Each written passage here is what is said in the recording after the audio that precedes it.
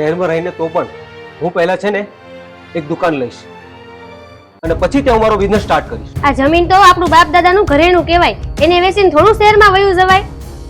તો જમીન તું કઈ ખરિયાવરમાં નથી લાવી, મારા એકલાની છે અને હું વેચીને ત્યાં બિઝનેસ સ્ટાર્ટ કરીશ. બેટા જો ગમે તે હોય પણ જમીન તારા એકલાની નથી, એમાં આપણી બેનનોય ભાગ છે. તારે એકવાર બેનને જરૂર પૂછવું પડે. હા પણ બેનને પૂછવું પડે, બરાબર છે. તો બેન ક્યાં ના પાડવાની છે? અને જીજાજીને તો એ તો છે ને કઈ જરૂર જ નથી, એ લોકોને એને જાહો જલાલી છે, એમાં એને શું પૂછવાનું? શહેરમાં જઈને શું કરશો? અહીંયા ગામડામાં આટલું બધું મૂકીને ગયા છે બાપા, તો ઈ હાસો ને. એ હું જીજાજીને જઈને વાત કરી આવીશ. તમારે બંનેને દખલઅંદાજી દેવાની જરૂર નથી. ઓકે? આ છોકરો નહીં સમજે. તું એને ગમે એમ સમજાવીશ ને તો આ સમજવાનો નથી. એના મગજમાં ભૂસું ભરાઈ ગયું છે જમીન વેચવાનું, એટલે એ વેચે પાર કરશે. હવે હાસી વાત છે, ખબર નહીં કોને ચસ્કો લગાડ્યો શહેરમાં જવાનો. ગાંડો થયો છે જમીન વેચવા. આ બેન તાક સમજાવે ને તો થાય બધું. હા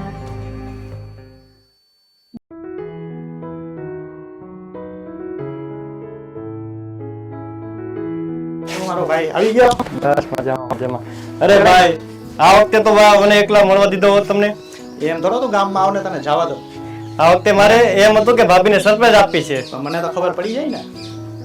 શું ચાલે છે બીજું ઘરે? શાંતિ. ચાલ ઘરે જ જવું છે ને. હા ચાલો જઈએ. આપણે ઘરે જ જવું છે. હા ચાલ ચાલો. શું છે ભાઈ, હમણાં તમારો હાળો બહુ હમણાં શહેરમાં બહુ ફરે છે હો. એવું છે. હા બહુ સીન સપાટા કરે છે. ધ્યાન રાખજો કે ઘર જાય ને ઓછી વધે નહીં. કઈ વાંધો નહીં, આવી લાગે તું ઉપાધિ ના કર. એવું લાગશે તો સમજાવી દેશું, કઈક વાત કરશું નહીં. આવે વાત કરો, બાકી હમણાં એનું બહુ વધતું જાય છે શહેરમાં સીન સપાટાને.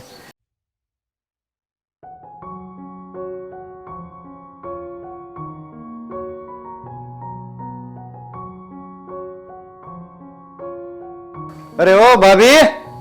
અરે વાહ, કઈ સર નહીં, સમાચાર નહીં, અચાનક અહીંયા. એને ધંધો જ ઈચ્છા આવવાનો ગમે ત્યારે. અરે આપણે તો ગામડાના માણસો, ગામડે ન આવે તો બીજે ક્યાં જાય? ગામડા સિવાય આપણને શહેરમાં ફાવે નહીં. હવે રેવા દ્યો, તમને ત્યાં ફાવ્યું નહીં હોય કાં તો કાઢી મૂક્યા હશે શહેરવાળાએ. હા પણ હોય એવું તો ન કહેવાય ને ભાભી. તો હવે બસ હવે તો અહીંયા ગામડામાં જ રહેવાનું છે આપણે. તમે સાચું કહો, શહેરવાળાએ કાઢી જ મૂક્યા છે કાં તો પછી ત્યાંની ગરમી સહન નથી થતી તમારાથી? ગરમી સહન નથી થતી, બહુ જ તડકા પડે છે શહેરમાં. આ તમારા ભાઈને પણ કાળા કરીને લઈ આવ્યા તમે શહેરથી. હવે પાછા લઈ જાઓ ને, રૂપાળા કરીને આવો.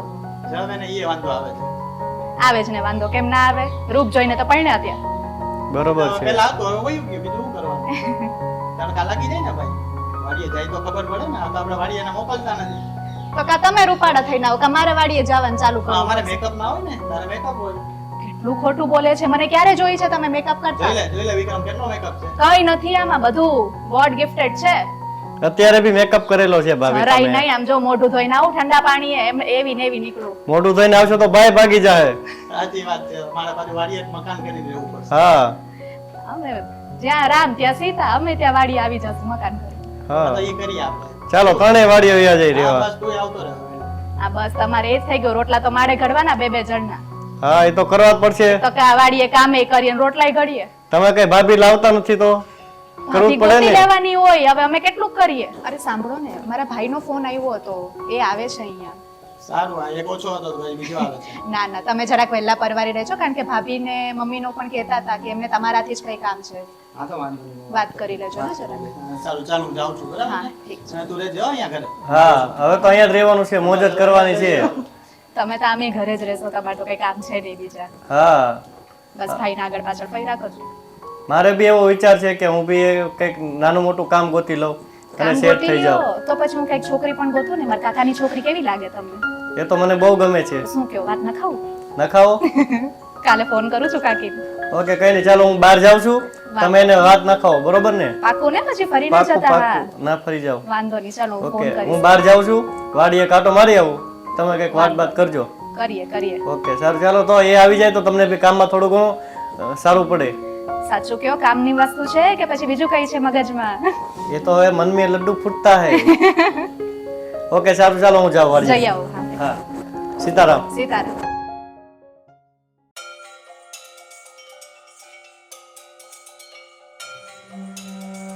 જો તને હું છે ને 2 દિવસ માટે શહેરમાં જાઉં છું.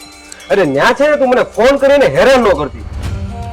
હજુ એ કહું છું હો, તમે આ જમીન વેચવામાં ખોટી ઉતાવળ ન કરશો, એકવાર વિચારી લો. મને છે ને ખોટી સલાહ દેવાની જરૂર નથી. તને 2 ટકનો રોટલો હકે ખાવા મળે છે ને એમાં શાંતિ રાખ. અને જ્યારે એ ન મળે ને ત્યારે તું મને કહેજે. ઓકે? તમે બહુ ખોટું કરો છો હો. બહુ ફોટો વાળી ન થતી અને બહુ વાયડી ન થતી. હું બેનના ઘરે જવાનો છું ને બધી વાત કરી, પણ ના જઈને છે ને હું અહીંથી ફોન ન કરતી, ખોટા હાંધા ન કઈ કરતી. બરાબર છે? એ હારું, તમારે જે કરવું હોય ને કરો, તમારી મરજી, જાઓ.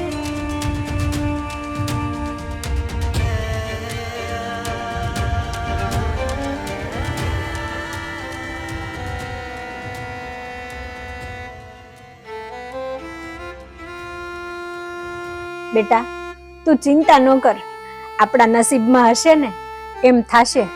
હવે એ નહીં સમજે તો આપણે જ સમજવું પડશે ને. મારે તો એકનો એક દીકરો છે, હવે આ જે છે એ બધું એનું જ તો છે. તમારી વાત સાચી છે બા, પણ એમને કોણ સમજાવે? ખબર નહીં કોને ચડાયા હોય. એટલું બધું ભણેલાય નથી ને તોય શહેરમાં જવાની જીદ લઈને બેઠા છે. મેં જમાઈને વાત કરી છે, અને જો બેનને તો વાત કરાય નહીં, પાછું એ મગજમાં લઈ લેશે. હવે બીજું તો આપણે શું કરીએ? આપણે જ હવે સમજવાનું છે બેટા. હા સાચી વાત. આ વિક્રમભાઈ આવું શું કરતા હશે? દર વખતે આવે, રોકાય તો નહીં, બસ એમ જ ધક્કો ખાઈને જતા રહી. એ તો સારું છે કે હવે આવે છે.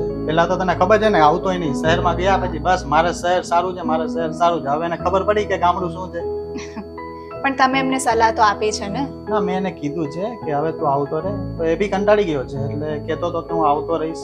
પછી અહીંયા આવી જાય ને એટલે ખેતીના કામ કરશું બને, અને સારું છે. આપણે ક્યાં બીજી કઈ જરૂર છે? તમે એમને સલાહ તો આપી છે ને કે આમ કઈ વાંધો તો નથી ને ના શહેર? ના, એને શહેરમાં કઈ વાંધો નથી. બસ એને પણ હવે ત્યાં નથી મજા આવતી, એટલે આવી જવું છે. ભલે આવી જાય, બંને ભાઈઓ જોડે મળી અને કરશું કામ અહીંયા. સારું છે ને. બસ હવે બંને ભાઈઓ અહીંયા સાથે રહો, વાતાવરણ પણ સારું છે, સાથે કામ કરો, સાથે કામ, અમે રાજી ખુશીથી રહો. બસ એ જ કરવું છે. લે આવી ગયા તમારા ભાઈ. અરે બે ભાઈ વાતો કરો છો. કઈ નહીં, બસ આવ આવ, બેસ ભાઈ, ખુરશી લઈ લે. આ તો શું આમ અચાનક ભૂલા પડી ગયા ભાઈ? એવું નથી, આ તો શહેર જતો હતો, મને કીધું કયું મળતું જાવ. બરાબર. ભાઈ મમ્મીની તબિયત ને બધું બરાબર છે ને? હા એ તો બરાબર છે. પણ હું તમને એ જ કહેવા આવ્યો છું કે હવે હું કામની માટે શહેર જાઉં છું. કેમ ભાઈ અચાનક શહેરમાં? હા બસ હવે હું ત્યાં જ રહેવાનો છું. તો અહીંયા આપણે ગામમાં ઘર, આપણી ખેતીવાડી, એનું શું? તો એ જ તમને અહીંયા કહેવા આવ્યો છું. અને તમે બંને પણ તમે ને બંને આવજો કે દેશ મળવા. આવવામાં તો અમને કઈ વાંધો નથી, પણ તે અચાનક આમ બધું નક્કી કેવી રીતે કરી લીધું? બસ મારે હવે ગામમાં નથી રહેવું. ત્યાં જઈને કંઈક બિઝનેસ કરવો છે. અરે મારી પણ લાઈફ છે, મારા પણ સપના છે. ત્યાં જઈને કંઈક કરીશ. જો મારા ભાઈ, આમ ના કરાય. આ ખેતી ને બધું તો આપણા વડવાઓની આપેલી પૂંજી છે, એને આમ જતું ના કરી દેવાય. અને એ નહીં કરશું તો આપણે આજકાલના જમાનામાં શું થાય કંઈ ભરોસો નથી ભાઈ. બેન તારી વાત સાચી છે, પણ મેં મારો નિર્ણય લઈ લીધો છે. એટલે હું શહેરમાં જ રહેવાનો છું. અને ભાભી અને બાનું શું? એ પણ થોડાક સમયમાં આવી જવા છે. એ લોકો ત્યાં શિફ્ટ થઈ જવાના છે. તો પણ તે થોડું વિચારી લીધું હોત ભાઈ તો સારું હોત. ના બેન, મેં નક્કી કરી લીધું છે અને તારા કાગળિયામાં સહી કરવાની છે. સહી? જમીનના કાગળ માટે? હા તું વેચીને જાય છે? હા.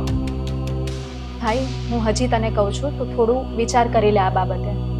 કારણ કે આપણા વડવાઓની જમીન અને એમની આખી જિંદગીની પૂંજી જે એમણે આપણે આપના વારિસ સમજીને આપી છે, આપણે આમ એને વેડફી ના દેવાય.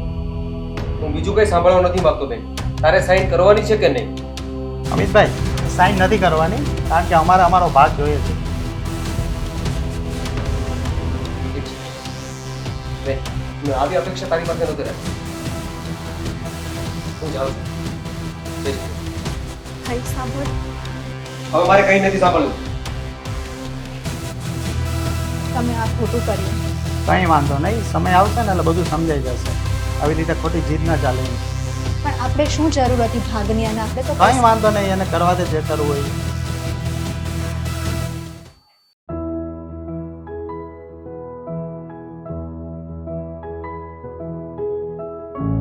અરે બેટા તું આવી ગયો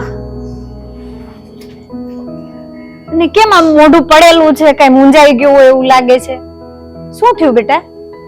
તમુ મમ્મી,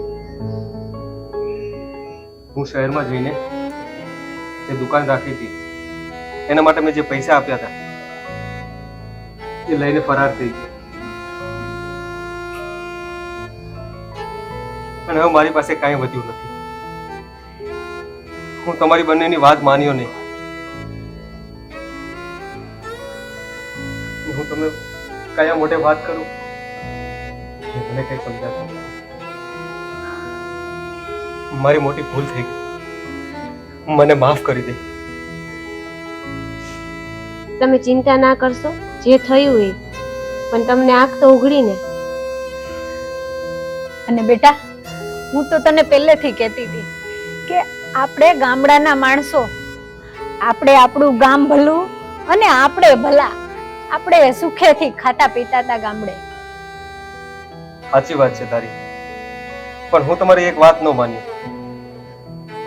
પણ મારી તમે જીદ પૂરી કરી એ બદલ તમારો ખૂબ ખૂબ આભાર. તમે ચિંતા ન કરો, જે થયું એ હવે આપણે બધા શાંતિથી રહેશું.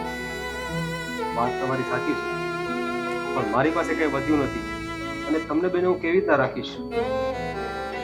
તમે ચિંતા ના કરશો, બેન પાસે બધું એમ કેમ છે. તમે જ્યારે શહેરમાં ગયા ને ત્યારે બેન એમના ભાગનો જે ભાગ હતો ને એ તમારા ગયા પછી અહીંયા પાછો આપી ગયા છે. બેન તો બેન છે, પણ આ બધું બનાવીને જોતું હતું એ ના પાડતા હતા. કઈ નહીં બેટા, જે થયું ને એ સારું જ થયું. આમ જો ગામના પૈસા લઈને વયા જાય, આ હેમખેમ પાર તો પડી ગયું. અને હવે એમ કામ કરો, તમે બે બેનના ઘરે જાઓ. જાઓ તમે બે બેનની ઘરે. ઠીક છે, પણ એક કામ કરો ને, તમે પણ સાથે ચાલો. હા, કાલે દેવભાઈનો ફોન આવ્યો હતો કે એ આવે એટલે એમને લઈને અમારા ઘરે આવજો. ઠીક છે, ચાલો મમ્મી, તમે પણ.